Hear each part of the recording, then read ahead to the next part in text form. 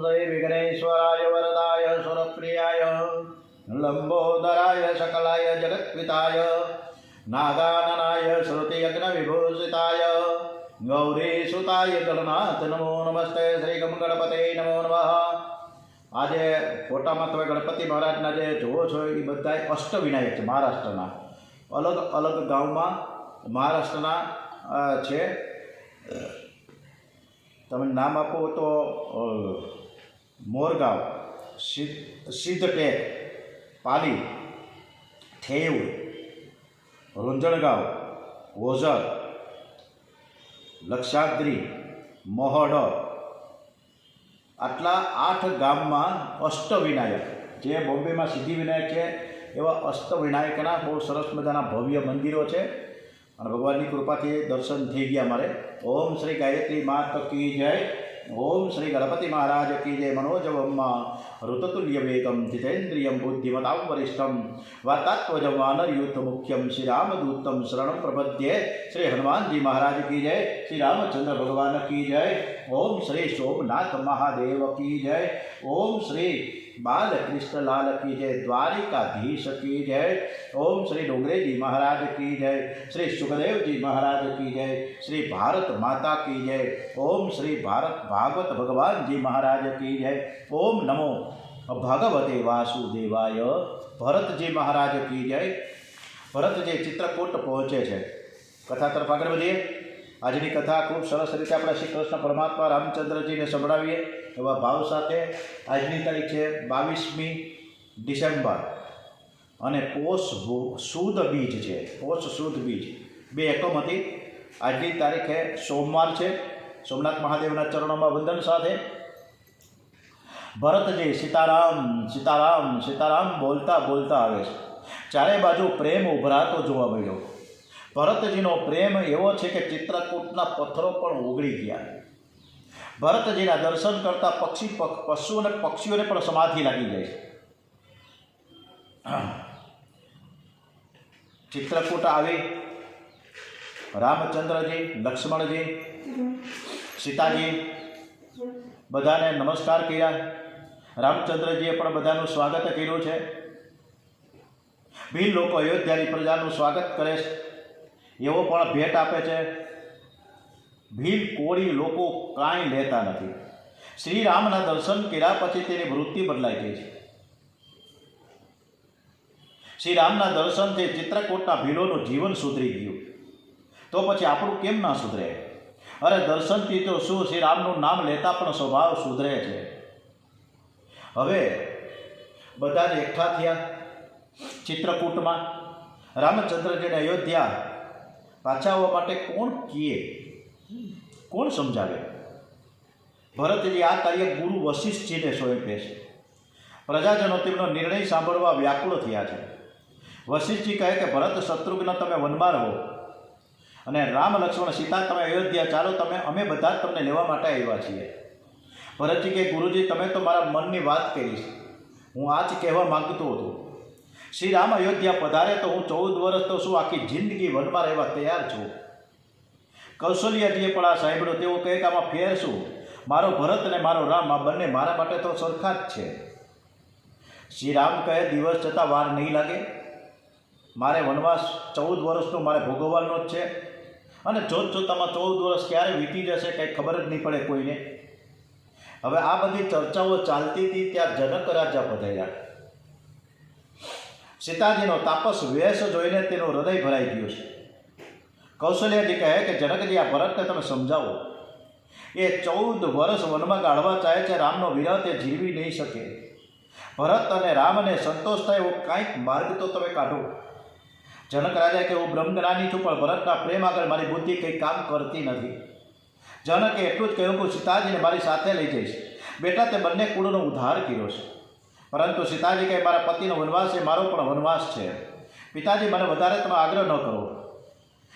एक पछी एक एवा त्रीजो दरबार भरायो। हवे भरत आज्ञा मांगे छे। श्री राम कहे छे कि भरत आज दिन सुधी मैं तने क्यारेय नाराज नथी कर्यो, पण आज तने नाराज करवो पड़शे। पिताजीनी बंने आज्ञाओनुं पालन करवानुं छे। पहली आज्ञा तारे पाळवानी छे तो बीजी आज्ञा मारे पाळवानी छे। ભરતજી કહે, હું એકલો કેમ જાઉં? મને તમારી કોઈ પ્રિય વસ્તુ આપો જેને આધારે હું 14 વર્ષ શાંતિથી પસાર કરીને તમારી રાહ જોઉં. શ્રી રામે પોતાની ચરણ પાદુકા કાઢી ભરતજીને આપી છે. ભરતજીએ તે ચરણ પાદુકા માથે મૂકી બધા જ અયોધ્યા પાછા ફર્યા છે. ભરતજી શ્રી રામજીની પદ પાદુકાઓ સિંહાસન ઉપર સ્થાપી અને તેની સેવા પૂજા કરે છે. ભરતજી ગોમુખ યાચક વ્રત કરે છે. ગાયને જે જવ ખોડાવે, આ સંત તપોનિષ્ઠ ગુરુ એવા શ્રી રામ શર્મા આચાર્ય પંડિત, જે તપોભૂમિ મથુરાથી સ્ટાર્ટ થયું 1958થી અખંડ દીપક છે, અને અત્યારે શાંતિકુંજ હરિદ્વારમાં એ અખંડ દીપક છે જ, 1958થી પ્રજ્વલિત છે. આ ગુરુ શ્રી રામ શર્મા આચાર્યજીએ 24 વર્ષ સુધી ગાયને ખવડાવેલા જવ જે પોદળામાં બહાર આવે ત્યારે એના ધર્મપત્ની ભગવતી દેવી શર્મા સાફ કરે, ચાળે અને પછી સૂકવે.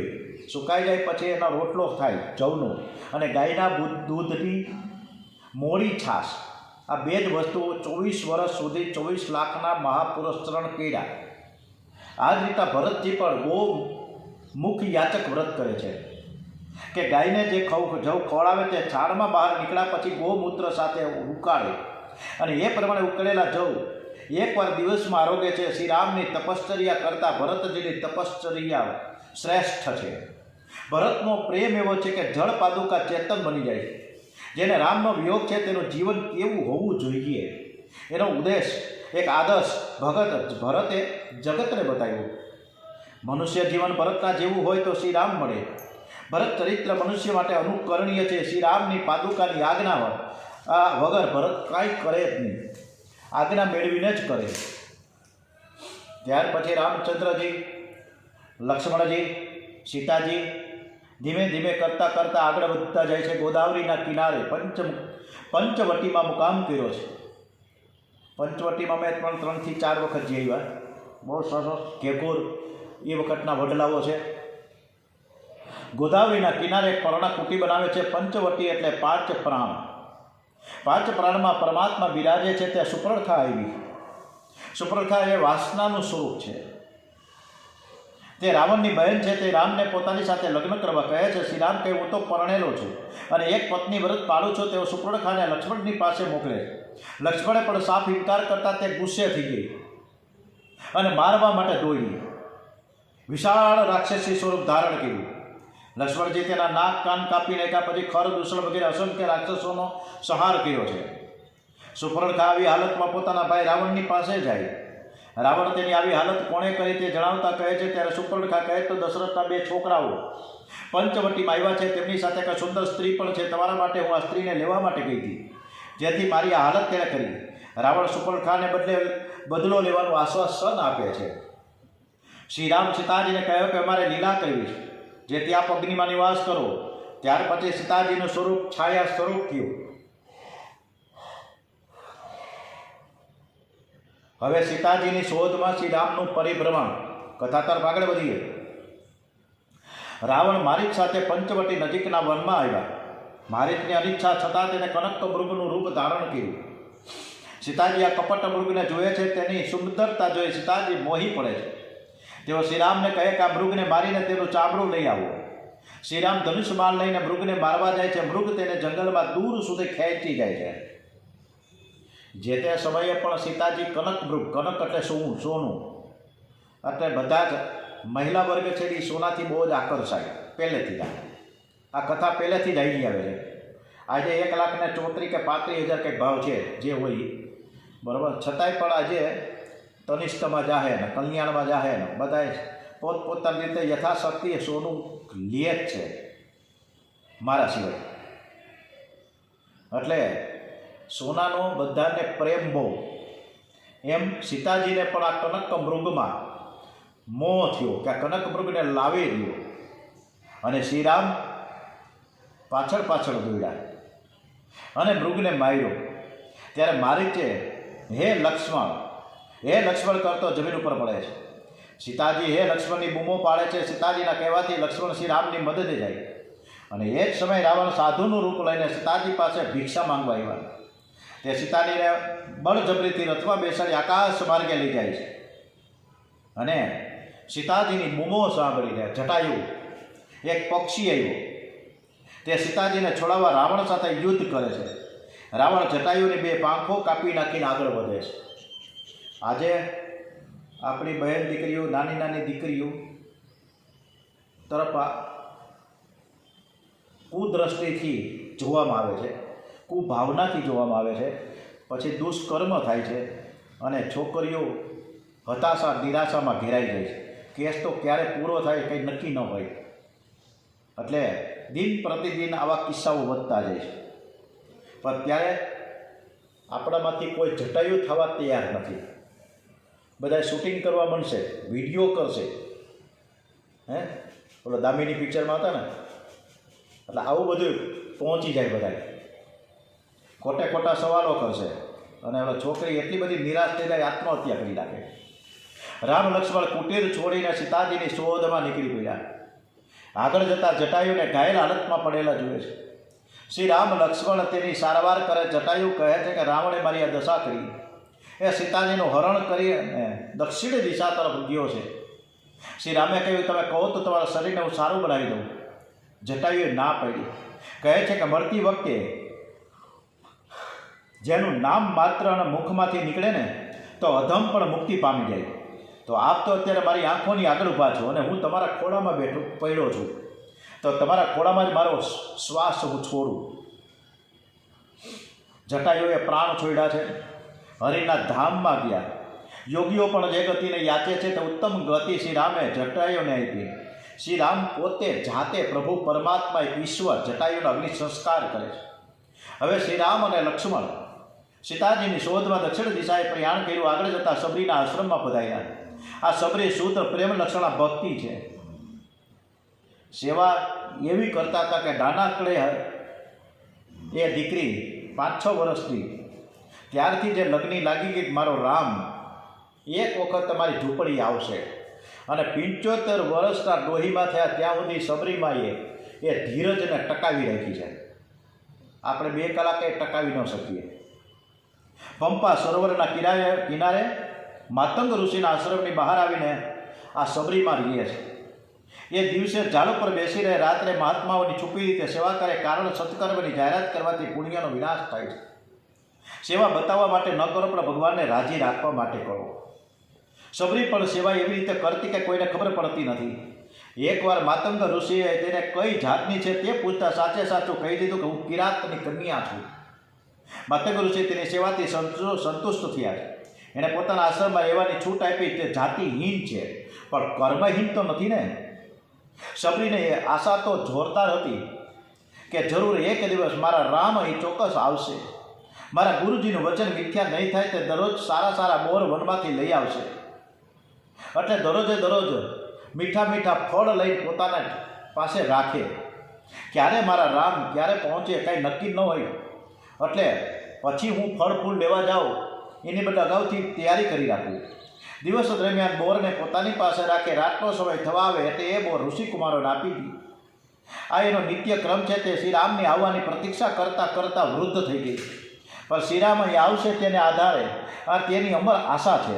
એવો રામ મંત્રનો શ્રી રામ જય રામ જય જય રામ, શ્રી રામ જય રામ જય જય રામ, મંગલ ભવન અમંગલ હારે, દ્રવૌ સો દશરથ હરિર બિહારી.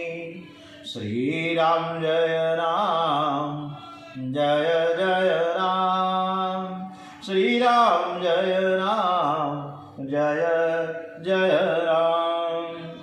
શ્રી રામ અને લક્ષ્મણ પંપા સરોવર પાસે આવ્યા. ઋષિમુનિઓ એમનું સ્વાગત કરે છે કે પધારો પધારો, અમારે ત્યાં પધારો. શ્રી રામ કહે મારે તો સબરીના આશ્રમે જવું છે. રામ લક્ષ્મણ સબરીના આશ્રમમાં પધાર્યા છે. શ્રી રામને જોઈ સબરી રાજી થઈ ગઈ. બેસવા માટે આસન આપે છે. કહે છે કે હું જાતિહીન છું પણ આપને શરણે આવી છું. શ્રી રામ કહે હું બીજા સંબંધમાં માનતો નથી. મારે તો સબસે ઊંચી પ્રેમ સગાઈ. રામની સેવામાં કોઈ જાતિ નથી, જાતિહીનતા નથી. સબરીએ નિત્ય ક્રમ મુજબ વનમાંથી સારા સારા બોર લાવીને મૂક્યા છે. એ 2 પડિયામાં બોર લઈ આવી. એક રામ પાસે મૂક્યા, એક લક્ષ્મણજી પાસે મૂક્યા. મારા પ્રભુને ખાટા બોર ન ખાવા પડે એ આશયથી દરેક બોરને ચાખી ચાખીને શ્રી રામને આપે છે. અતિ પ્રેમમાં સબરીને ભાન નથી કે તે જૂઠા બોર શ્રી રામને ખવડાવી દે. શ્રી રામ બોર ખાતા ખાતા બોરના ગળા વખાણ કરે છે અને લક્ષ્મણજી ખાતા નથી અને એને ઠળિયો ફેંકી દીધો અને એમાંથી સંજીવની થઈ અને જેણે જીવાડ્યા. શ્રી રામે સબરીને પૂછ્યું કે તારી કઈ ઈચ્છા છે? ત્યારે સબરીએ કહ્યું કે પંપા સરોવરનું જળ બગડી ગયું છે, સુધારો. વાત એમ હતી કે એક વખત એક ઋષિએ સબરીને લાત મારી હતી. ત્યારથી પંપા સરોવરનું જળ બગડી ગયું હતું. એ સુધારવાનું શ્રી રામને કહે છે. શ્રી રામ કહે તે જળને સુધારવાની મારી શક્તિ નથી. તે મુનિઓને સૂચન કરે છે કે પંપા સરોવરમાં સબરીને સ્નાન કરાવવાથી તે જળ નિર્મળ બની જશે. શ્રી રામે સબરીનો ઉદ્ધાર કર્યો. સબરીજી શ્રી રામના દર્શન કરતા કરતા યોગાગ્નિમાં સમાઈ ગયા છે. શ્રી રામ અને લક્ષ્મણ ત્યાંથી આગળ જાય છે. તેઓ ઋષ્યમુખ પર્વત ઉપર નજીક આવ્યા. ત્યાં સુગ્રીવ સાથીદારોની સાથે રહે છે. ત્યાં શ્રી રામનું હનુમાનજીની સાથે મિલન થાય છે. હનુમાનજી દ્વારા શ્રી રામ અને સુગ્રીવની મૈત્રી થાય છે. રામ નામ છે ની અમૃત કરતાં પણ શ્રેષ્ઠ છે. રામ નામ છે ભવ રોગની દવા છે, પરંતુ સંયમ વગેરે દવા પડતી નથી. રામ નામ તો સબ કહે દસ હિત કહે ના કોઈ, હરિ નામ નહીં તો જીના ક્યાં. શ્રી રામ સુગ્રીવને દુઃખી જોયે છે. આજની તારીખમાં આપણે 3-4 ગીતો મૂકવાના છે સરસ મજાના. શ્રી રામ સુગ્રીવને દુઃખી જોયે છે. તેનું કારણ પૂછતા સુગ્રીવ કહે કે મારા ભાઈ વાલીએ મારું સર્વસ્વ હરી મને કિષ્કિંધામાંથી કાઢી મૂક્યો છે. એને મારી પત્નીને પણ આંચકી લીધી છે.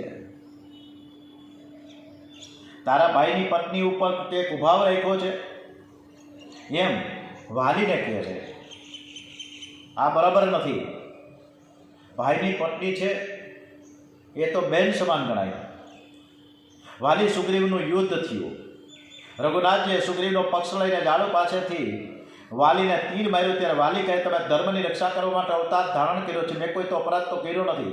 તો પછી તમે મને ક્યાં દોષથી માર્યો? તમે અધર્મ કર્યો છે. શ્રી રામ કહે તું મને સમજાવશ? તું તારા દોષ કે તારી ભૂલ શું શું છે એ તને વિચાર નથી આવતો? તે તારા ભાઈની પત્ની ઉપર કુભાવ રાખ્યો. આ દોષની તને સજા મળી છે. તું મહાપાપી છો. તારા જેવા પાપીનો ઉદ્ધાર કરવા માટે મેં તને માર્યો છે. વાલી કહે મહારાજ હું પાપી છું તો મને કહો ક્યાં શાસ્ત્રમાં લખ્યું છે કે પાપીને તમારા દર્શન થાય? ઉલટું એમ કહેવામાં આવે કે મુનિઓ જન્મ જન્મ અનેક પ્રકારના સાધનો કરતા રહે છે તો પણ અંતકાળે તેના મુખમાંથી શ્રી રામનું નામ નીકળતું નથી. તમારા દર્શન તો દેવોને પણ દુર્લભ હોય છે, છતાં અંતકાળે તમારા દર્શન કરું છું. તો હું પાપી છું કે પુણ્યશાળી છું? ખરેખર હું પુણ્યશાળી છું, તેથી જ આપના દર્શન હું પામ્યો છું. તમારા દર્શન કરતાં કરતાં મારું મૃત્યુ થાય એના જેવો હું ભાગ્યશાળી કેવો? શ્રી રામ કહે છે તને મારા દર્શન થયા છે તે તારા પ્રતાપે નહીં, પણ તારો ભાઈ સુગ્રીવ મારા શરણે આવ્યો છે એના લીધે તને દર્શન થયા છે. એટલે આ સાંભળીને વાલી સુગ્રીવને પ્રણામ કરે છે અને કહે છે કે તારા કારણે મને શ્રી રામના દર્શન થયા. ત્યારે સુગ્રીવ કહે છે અરે તમારા લીધે મને શ્રી રામના દર્શન થયા. જો તમે મને કાઢી ન મૂક્યો હોત તો મને શ્રી રામના દર્શન ક્યાંથી થવાના હતા? પછી તો વાલીએ રામ રામ બોલતા બોલતા પોતાના પ્રાણનો ત્યાગ કર્યો છે. પછી શ્રી રામ સુગ્રીવને કિષ્કિંધાનું રાજ્ય સોંપ્યું. શ્રી રામને અનાસક્તિ તો જુઓ, રાવણને માર્યા પછી લંકાનું રાજ્ય વિભીષણને આપ્યું. શ્રી કૃષ્ણે કંસને માર્યા પછી મથુરાનું રાજ્ય ઉગ્રસેનને આપ્યું. અને આજે કિષ્કિંધા વાલીને માર્યો અને રામચંદ્રજી જીતા તો કિષ્કિંધા કોનું થાય? રામજીનું. તો રામજીએ પણ એ સુગ્રીવને આપી દીધું. તેરા તુજકો અર્પણ મેરા ક્યાં હે. શ્રી રામ પ્રવર્ષણ પર્વત ઉપર રહે છે. સુગ્રીવ અને હનુમાનજી વાનર સેના એકઠી કરે છે. બધા જ વાનરો સીતાજીની શોધમાં નીકળી પડ્યા છે. શ્રી રામને વિશ્વાસ છે કે હનુમાનજી જરૂર સીતાજીની ભાળ મેળવી કાઢશે. એમણે હનુમાનજીને પોતાના હાથની મુદ્રિકા આપીને કહ્યું કે સીતાજીને મારા બળ તથા વિરહની વાત કહી સમજાવી તને તું તરત જ પાછો ફરજે. હનુમાનજી સાથે અંગદ, નીલ, નલ, જાંબુવાન વગેરે દક્ષિણ દિશા તરફ જાય છે. ત્યાં સંપાતિએ ખબર આપી કે સીતાજીને રાવણ લંકામાં લઈ ગયો છે. સીતાજી અશોક વનમાં છે. જે દરિયો ઓળંગીને જશે તેને સીતાજી મળશે. આ દરિયો ઓળંગવો મુશ્કેલ છે. રામ નામનું બળ અને સંયમનું બળ ન હોય તો આ દરિયો ઓળંગી ન શકાય. શ્રી રામની સેવાના સંકલ્પ માત્રથી હનુમાનજીમાં આવેશ આવ્યો. હમણાં જ આખી લંકાને સમુદ્રમાં ડુબાડી દઉં. જાંબુવાન કહે ધીરજથી કામ કરો, લંકાને ડુબાડી દેશો તો સીતાજી ડૂબી જાય. હનુમાનજીએ ત્યાંથી ઉડાણ કર્યું. રસ્તામાં સુરસા આવી, એનો નાશ કર્યો. હનુમાનજી લંકામાં આવ્યા. સાયંકાળના સમયે લંકાને ચારે તરફથી નિહાળે છે. લંકાનો અલૌકિક વૈભવ છે. મધ્યરાત્રે હનુમાનજી જેવા લંકામાં પ્રવેશ કરે તેના લંકીની અટકાવે છે. હનુમાનજી લંકીને મારે છે. લંકીની કહે છે કે જોશીએ મને કહેલું કે તને કોઈ મારે ત્યારે માનજે કે રાવણ મરવાનો થયો છે. લંકીની રાવણ હનુમાનજીને કહે છે કે તમે લંકામાં જાઓ ત્યારે રામને હૃદયમાં રાખીને જજો, કારણ કે રાક્ષસીઓનો વિહાર જોતા કદાચ તમારી આંખમાં વિકાર આવી જાય તો હનુમાનજી બાલ બ્રહ્મચારી છે, તેને કોણ બોધ આપી શકે? હનુમાનજી લંકામાં ઘેર ઘેર ફરી તે સીતાજીને શોધે છે. એકનાથજી મહારાજે સુંદરકાંડ ખૂબ જ સુંદર લખ્યો છે. સુંદરકાંડ કોણે લખ્યો? એકનાથજી મહારાજે. એવું કહે છે કે હનુમાનજી એ સાક્ષાત શિવનું સ્વરૂપ છે. અને હનુમાનજી મહારાજ અત્યારે હવે ધીમે ધીમે ધીમે કરતાં કરતાં લંકામાં પ્રવેશ કર્યો છે. એ કથા હવે આપણે આવતીકાલે કરીશું. ઓમ શ્રી કૃષ્ણ કનૈયાલાલ કી જય. ઓમ શ્રી ગણપતિ મહારાજ કી જય. ઓમ શ્રી હનુમાનજી મહારાજ કી જય. શ્રી સોમનાથ મહાદેવ કી જય. ઓમ શ્રી કૃષ્ણ કનૈયાલાલ કી જય. બાલકૃષ્ણલાલ કી જય. ડોંગરેજી મહારાજ કી જય. श्री सुखदेवजी महाराज की जय. श्री भागवत भगवान जी महाराज की जय. ओम नमो भगवते वासुदेवाय. ओम नमः पार्वती पते. हर हर हर हर हर महादेव हर.